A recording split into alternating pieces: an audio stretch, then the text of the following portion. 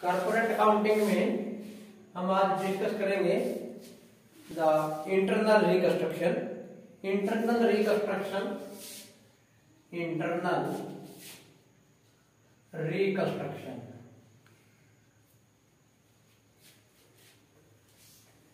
Reconstruction two type का है। First of all external reconstruction and secondly internal reconstruction. External reconstruction एक अपने आप में कंपनियों का किसी एक कंपनी का समापन है, अर्थात कोई ऐसी कंपनी जो बीमार हो चुकी है, सिक इंडस्ट्री है, या जो कंपनी अपनी हानियां संचित कर चुकी है उसको एक नई कंपनी टेक ओवर करती है इस उद्देश्य से प्रेरित होकर कि उस कंपनी का पुनर्निर्माण करेगी या उस कंपनी को स्वस्थ बना देगी। तो इस प्रकार के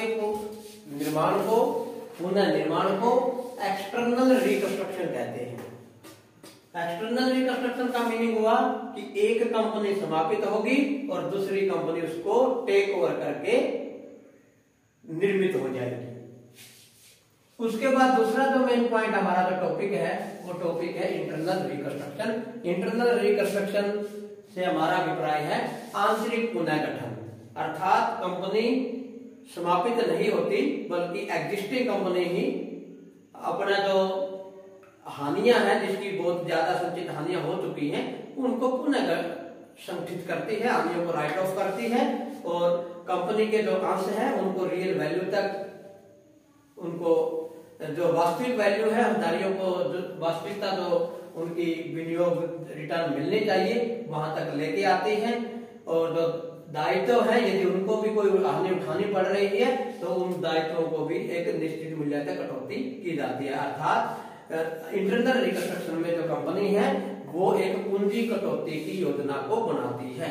तो इस प्रकार के रिकंस्ट्रक्शन को हम आंतरिक रिकंस्ट्रक्शन कहते हैं। तो आंतरिक रिकंस्ट्रक्शन का उद्देश्य क्या है? Objective of internal reconstruction. Internal reconstruction company ऐसा क्यों करती है, उसका मेन उद्देश्य क्या है, बेसिक उद्देश्य क्या है?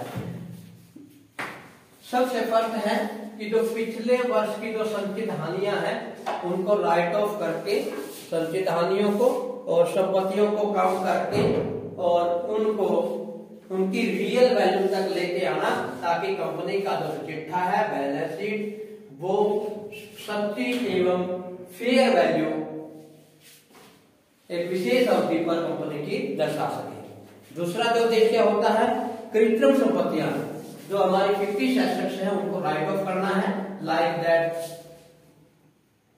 अनअमोर्टाइज्ड एक्सपेंसेस, या जो हमारी प्रीलिमिनरी एक्सपेंसेस है, सेल इश्यू एक्सपेंसेस है, उनको हम राइट ऑफ करते हैं। या डेबिट बैलेंस ऑफ सरप्लस यदि कंपनी का है उसको हम राइट ऑफ करते हैं। तीसरा उद्देश्य है कि यदि संपत्तियां बहुत ज्यादा एक्सेस चली गई हैं, वो रियल वैल्यू को रिप्रेजेंट नहीं कर रही, उन्होंने अपना मूल्य खो दिया है, अर्थात बुक वैल्यू से कम वैल्यू मार्केट में मिलती है संपत्तियों की, तो उनको भी राइट ऑफ, उनको भी इतने मूल्य तक कम किया जाता है रिकंस्ट्रक्शन के अंतर्गत। नंबर 4 जो है हितधारकों को ये विश्वास दिलाना कि उनको जो विनियोग वैल्यू है, जो उन्होंने पैसा लगाया उसको एक उचित प्रतिफल की दर वो प्राप्त होगी। तो इस प्रकार की जो व्यवस्था है उस व्यवस्था से प्रेरित उद्देश्य से परिपूर्ण होकर के कंपनी का या कंपनियों का रिकंस्ट्रक्शन किया जाता है, इंटरनल रिकंस्ट्रक्शन किया जाता है। अब बात आती है कि इंटरनल रिकंस्ट्रक्शन में और एक्सटर्नल रिकंस्ट्रक्शन में डिफरेंस क्या है। इंटरनल रिकंस्ट्रक्शन और एक्सटर्नल रिकंस्ट्रक्शन दोनों में अंतर क्या है? फर्स्ट ऑफ ऑल बेस जो है number of company. Internal reconstruction जो है, यदि हम बेस की बात करें, कंपनी में एक ही कंपनी है, वही कंपनी अपने आप को पुनः संचित करती है आंतरिक रूप से। एक्सटर्नल रिकंस्ट्रक्शन में एक बीमार कंपनी को दूसरी कंपनी इस उद्देश्य से टेक ओवर करती है कि उसको स्वस्थ कर देगी, अर्थात इसमें कंपनियों की संख्या 2 है। पहले वाले केस में कंपनियों की संख्या 1 है और दूसरे वाले केस में कंपनियों की संख्या 2 है, यानी कि एक कंपनी तो समापित होगी और दूसरी कंपनी नई निर्मित बनेगी।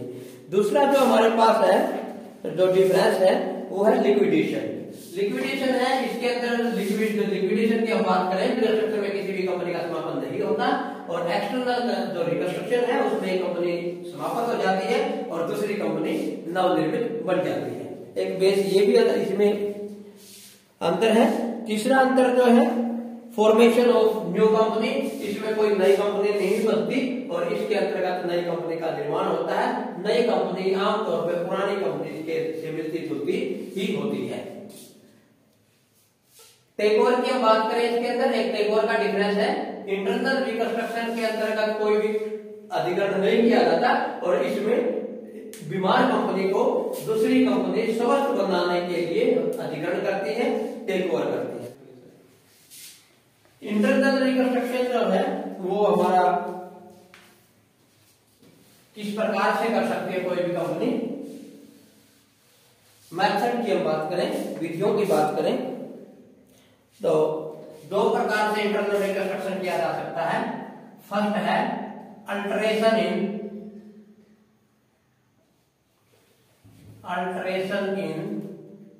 शेयर कैपिटल,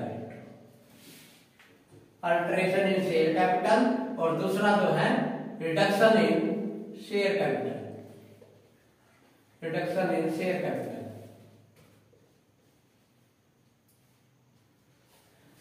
दो प्रकार से हम इंटरनल रिकंस्ट्रक्शन कर सकते हैं। First of all alteration in share capital और second in reduction in share capital. पहले जो विधि हमारी पूंजी में परिवर्तन, पूंजी में परिवर्तन हम किस प्रकार से कर सकते हैं। सबसे प्रथम जो है पूंजी में परिवर्तन के लिए हम क्या कर सकते हैं, अंशों का एकीकरण, कंसोलिडेशन ऑफ शेयर। फर्स्ट जो मेथड है consolidation of share. Consolidation of share means जो शेयर की फेस वैल्यू है उसको कंसोलिडेट कर दें। लाइक दैट 10 रुपए का शेयर है तो हम उसको 100 में रिप्लेस कर दें।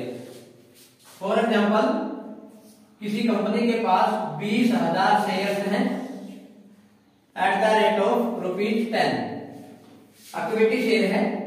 तो यदि हम इसको कंसोलिडेट की जर्नल एंट्री करें तो किस प्रकार का कंसोलिडेशन होगा, equity share capital ₹10 to equity share capital ₹100, कितना 2 लाख और 2 लाख। इक्विटी शेयर कैपिटल की जो फेस वैल्यू है उसको हमने कंसोलिडेट कर दिया है, हमने 10 को रिप्लेस करके 100 में कन्वर्ट कर दिया, अर्थात नंबर ऑफ जो शेयर है वो 20,000 से रिड्यूस होकर के 2,000 हो गई है। तो पहला मेथड है, तो पहली विधि जो है हमारी वो है हमारे पास कंसोलिडेशन ऑफ शेयर। दूसरी विधि की हम बात करें, सेकंड मेथड है हमारे पास subdivision of share.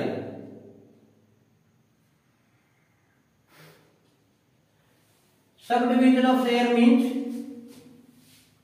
Vice versa, 100 का शेयर है उसको हमने 10 में रिवर्ट कर दिया, या 100 के शेयर्स को हमने 50 में रिवर्ट कर दिया। कंसोलिडेट करना इसी रेशो में। फॉर एग्जाम्पल किसी कंपनी के पास 10,000 अंश हैं और उनकी फेस वैल्यू जो है वो 100 रुपीज है, तो नए जो इक्विटी शेयर हैं उसको हमने सब डिवाइड कर दिया। और किस प्रकार का सब डिवीजन होगा, equity share capital ₹100 to equity share capital ₹10। 100 के अंतर्गत हमारा 1 लाख रुपया और ये भी 1 लाख रुपया, यानी कि सब डिवीजन में नंबर ऑफ शेयर जो है वो ज्यादा हो जाते हैं। तो दूसरी विधि हमारी है वो है sub division of share. Alteration method of capital की बात हम कर रहे हैं, तो उसमें सेकंड जो मेथड है वो हमारा सब डिवीजन ऑफ शेयर। तीसरी जो विधि है, तीसरी विधि हमारी कैंसिलेशन ऑफ अनइश्यूड कैपिटल। तीसरा जो मेथड है अल्ट्रेशन के अंदर, कैंसिलेशन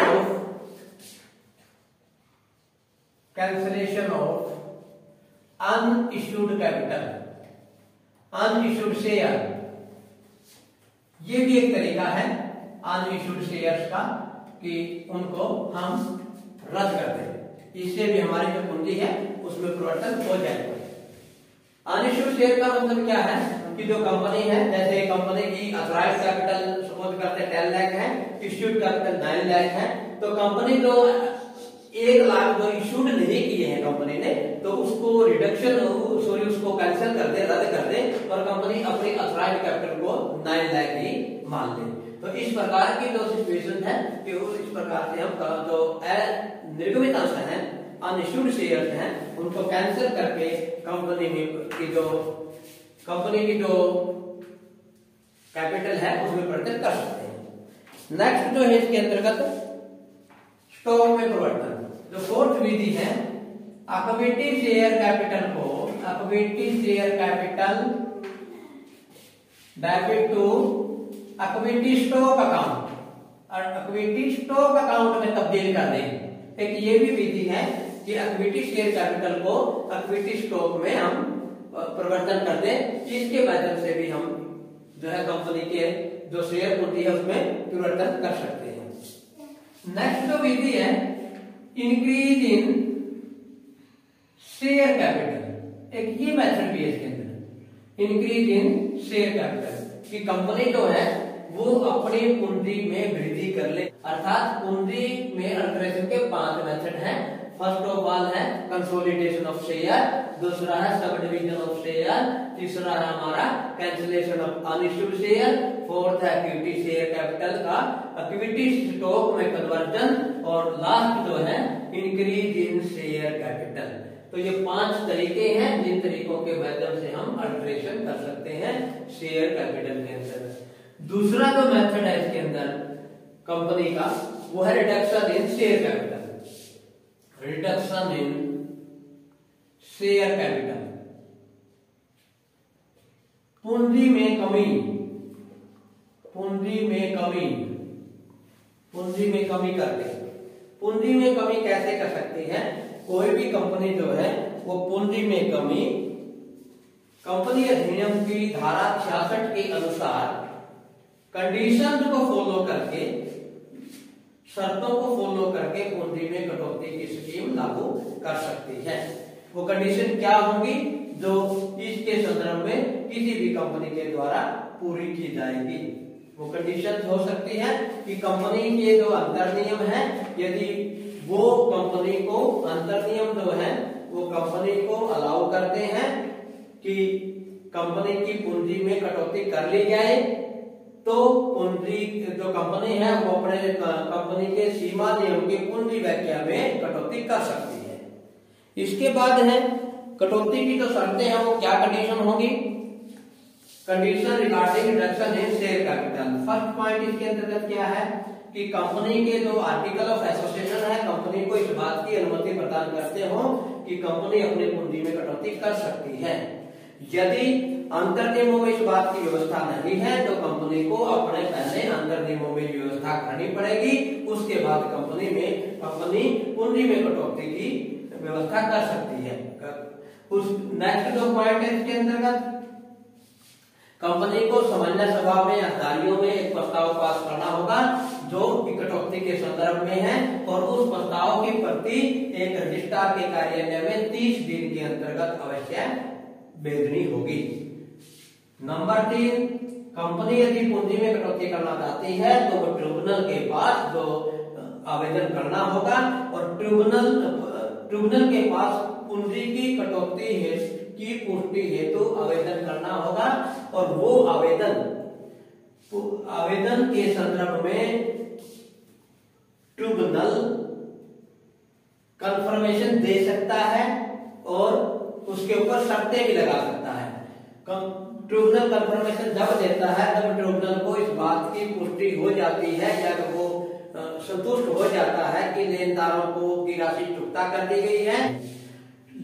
ट्रिब्यूनल इस बात की भी व्यवस्था कर सकता है कि ऐसी कंपनी अपने नाम के साथ एंड रिड्यूस्ड शब्द लगाएगी जब तक ट्रिब्यूनल उसकी व्यवस्था रखता है। ट्रिब्यूनल से अनुमति प्रदान करने के बाद इस प्रकार की जो अनुमति है उस अनुमति को कंपनी अपने रजिस्ट्रार के कार्यालय में जमा करवाएगी विद सीमा नियम में पूंजी व्याख्या में कटौती के साथ। रजिस्ट्रार उसकी रजिस्ट्री करके 1 मंथ के अंतर्गत उस 1 मंथ के अंतर्गत कंपनी को सूचना दे देगा और कंपनी की जो कटौती है रजिस्ट्रेशन की तिथि से लागू होगी। तो ये जो रिस्ट्रिक्शन है, ये जो कंडीशन है, ये जो शर्तें हैं वो किसी भी रिडक्शन के संदर्भ में है, यानी कि 5 से 6 शर्तें हैं। पहली बात ये हमारी ये थी कि कंपनी के अंदर नियम अनुमति प्रदान करते हैं, यदि नहीं करते तो कंपनी सामान्य सभा में एक प्रस्ताव पास करके अंतर नियम व्यवस्था स्थापित कर ले। दूसरी बात थी कि कंपनी यदि पूंजी में कटौती लाना चाहती है तो हमारे जो कंपनी सामान्य जो सभा है उसके अंतर्गत उसका प्रस्ताव लाएगी और उस प्रस्ताव की प्रतिलिपि रजिस्ट्रार के पास रजिस्ट्रार कार्यालय में जमा करवा देगी। नंबर 3 है, यदि कंपनी अपनी पुष्टि करना चाहती है कटौती में पूंजी में कटौती करना चाहती है तो कटौती की पुष्टि के लिए कंपनी ट्रिब्यूनल के पास आवेदन करेगी और ट्रिब्यूनल उसकी पुष्टि कर सकता है और कई बार उसके ऊपर जो है शर्तें लगा सकता है। पुष्टि तब ही करता है जब ट्रिब्यूनल को संतुष्टि हो जाती है कि कंपनी ने लेनदारों का या तो भुगतान कर दिया है या लेनदारों से स्वीकृति प्राप्त कर दी है। ट्रिब्यूनल ये भी शर्त लगा सकता है कि कंपनी एक निश्चित अवधि तक अपने नाम के साथ एंड रिड्यूस्ड शब्द यूज करे, प्रयोग करे, इस ये नाम के साथ रखे और ट्रिब्यूनल की अनुमति यदि मिल गई है तो ट्रिब्यूनल की पुष्टि की अनुमति और पूंजी व्याख्या जो सीमा नियम का पूंजी व्याख्या है उसमें कटौती से प्रवर्तन की प्रति रजिस्ट्रार के कार्यालय में जमा करवानी होगी और रजिस्ट्रार उसकी रजिस्ट्री करेगा और 1 महीने के अंतर्गत उसकी जो है सूचना कंपनी को दे देगा। तो जो कंपनी की जो पूंजी की जो कटौती है कहीं इस केस में रजिस्ट्रेशन की तिथि से लागू होगी। तो ये होगा हमारा reduction in capital.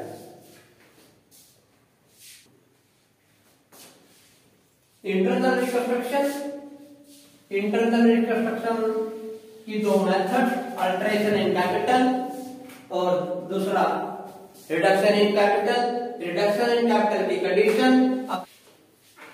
Reduction in capital oblique types of reduction in capital या इंटरनल रिकंस्ट्रक्शन के अंतर्गत रिडक्शन इन कैपिटल हम कैसे कर सकते हैं। सबसे फर्स्ट हमारे पास जो है जो राशि हमने नहीं मंगाई है इश्यूड अंश पूंजी की उसको हम रद्द करते हैं। फॉर एग्जाम्पल 1000 अपने पास अंश है, फेस वैल्यू 100 रुपीज है, कार्डअप जो है कार्डअप वैल्यू आपकी 80 है। तो हम जो 20 रुपए नहीं मांगे हैं हम उसको रद्द कर सकते हैं। एक तो स्कीम ये ना कर सकते हैं हम रिकंस्ट्रक्शन के पॉइंट ऑफ व्यू से, तो इस प्रकार की जो व्यवस्था है। दूसरा जो तरीका है, दूसरा जो हमारा मोड है वो ये हो सकता है कि चुकता पूंजी का वो भाग जो कंपनी अपनी आवश्यकता से अधिक समझती है उसको हम रिटर्न कर दें, पैसा लौटा दें समझदारियों का। तो उसके लिए हमारी जो जर्नल एंट्री है वो क्या होगी, equity share capital, account debit to equity share holder account. Second entry जो होगी equity share holder account to to bank, यानी कि जो राशि हमारे पास अतिरिक्त थी उस राशि को हमने वापस कर दिया है, शेयर होल्डर्स को 2 रुपये पूंजी लौटा दी है। एक तरीका ये भी है। थर्ड नंबर जो है पेड अप कैपिटल का प्रभाव जो हानियों के कारण नष्ट हो चुका है उसको समाप्त करना, जैसे कि जो संपत्तियां हैं, preliminary expenses, share issue expenses, goodwill भी नहीं होगी ऐसी कंपनी की जिसकी हानियां हैं, तो उनको इस प्रकार की जो संपत्तियां हैं तो प्रतिनिधित्व ही नहीं कर पा रही, तो उनको समाप्त करना भी एक इंटरनल रिकंस्ट्रक्शन की रिडक्शन इन कैपिटल का भाग है। तो इस प्रकार से ये 3 तरीके से हम इंटरनल रिकंस्ट्रक्शन की reduction in capital share capital कर सकते हैं। अब क्वेश्चन अराइज होता है कि journal entries, account, internal reconstruction में कौन सी जर्नल एंट्रीज होगी। सबसे पहले हम पूंजी में यदि कटौती, पूंजी में कमी करते हैं तो पूंजी में कमी करने पर जर्नल एंट्री, पूंजी में कमी करेंगे तो उस केस में जर्नल एंट्री क्या होगी। तो जर्नल का जो परफॉर्मा है वो हम इसके अंदर प्रिपेयर करेंगे। जर्नल एंट्री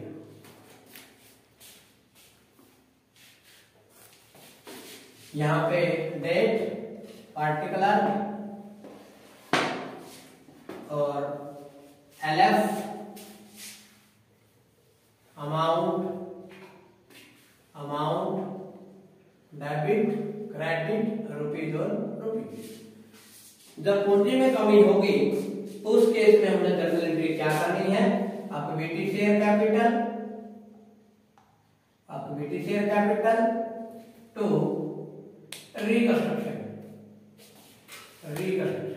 जितने भी अमाउंट से कमी होगी तो वो हम इस रिकंस्ट्रक्शन अकाउंट में डाल देंगे।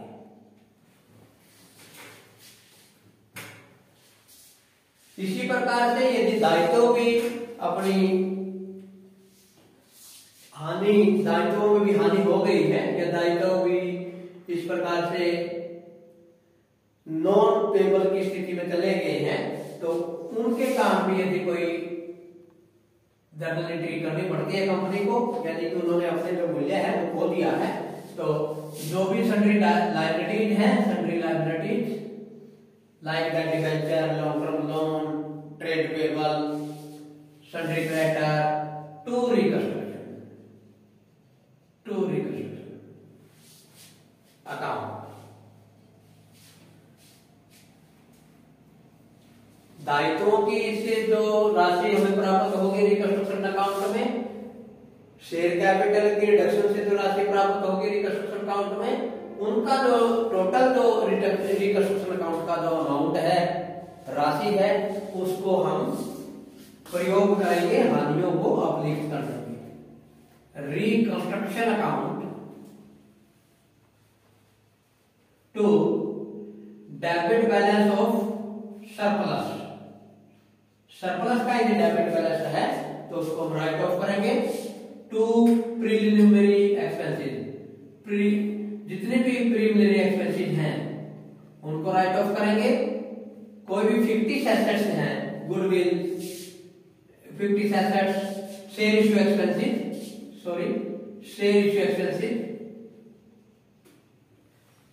अदर जो एसेट्स हैं जो अपना मूल्य खो चुकी है, like that goodwill, patent, copyright, trademark, उन सभी को हम राइट ऑफ करेंगे।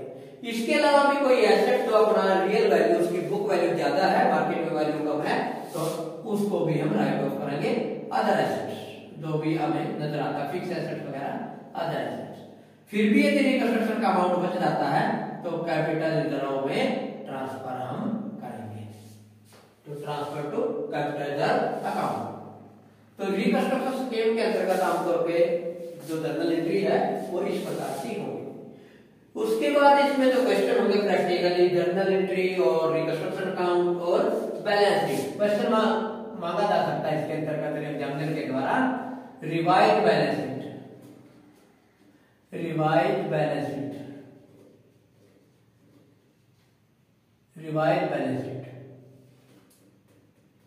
बैलेंस शीट के अंतर्गत भी परफॉर्मा हम इसी प्रकार का बनाएंगे इसका। बैलेंस शीट में पार्टिकुलर में इक्विटी एंड लायबिलिटीज और शेयर कैपिटल या शेयर होल्डर फंड उसके अंडर ले लेंगे हम शेयर कैपिटल। शेयर कैपिटल में दोनों प्रकार के कैपिटल लेंगे, इक्विटी शेयर कैपिटल है, प्रेफरेंस शेयर कैपिटल है, उसके बाद रिजर्व एंड सरप्लस है, उसके बाद नॉन करंट लायबिलिटीज है, उसके बाद करंट लायबिलिटीज है, और फिर हम इसका टोटल कर देंगे। सिमिलरली एसेट्स होंगी। एसेट्स के अंतर्गत सबसे पहले हमारे पास एसेट्स होंगे रिवाइज वैल्यू पे, फिक्स एसेट्स हैं, उसके बाद फिक्स एसेट्स में उसके बाद टेंजिबल और इंटेंजिबल, उसके बाद non current assets, fix asset also known current assets, current assets में जो भी हमारे पास ट्रेड रिसीवेबल है, डेटर्स है, कैश है, बैंक बैलेंस शीट है, तो वो यहाँ पे बताएंगे हम इनका टोटल कर देंगे। तो प्रैक्टिकली पॉइंट ऑफ व्यू से रिकंस्ट्रक्शन का जो इंटरनल रिकंस्ट्रक्शन है उसमें दो तरह के हमारे पास जो अकाउंट और जर्नल एंट्री हो सकती है। जर्नल एंट्री रिकंस्ट्रक्शन अकाउंट को नोट टू अकाउंट में टोटल कर लेंगे, जितना भी अमाउंट यहाँ से आया और यहाँ से आया उसको नोट टू अकाउंट में टोटल कर लेंगे और उसके बाद हम रिवाइज बैलेंस शीट बनाएंगे। तो इस प्रकार का जो मेथड अडॉप्ट होगा वो हमारा इंटरनल रिकंस्ट्रक्शन में। तो आज के लेक्चर में बस इतना ही। कल हम डिस्कस करेंगे प्रैक्टिकल क्वेश्चन इंटरनल रिकंस्ट्रक्शन में कैसे सॉल्व करें। Thank you.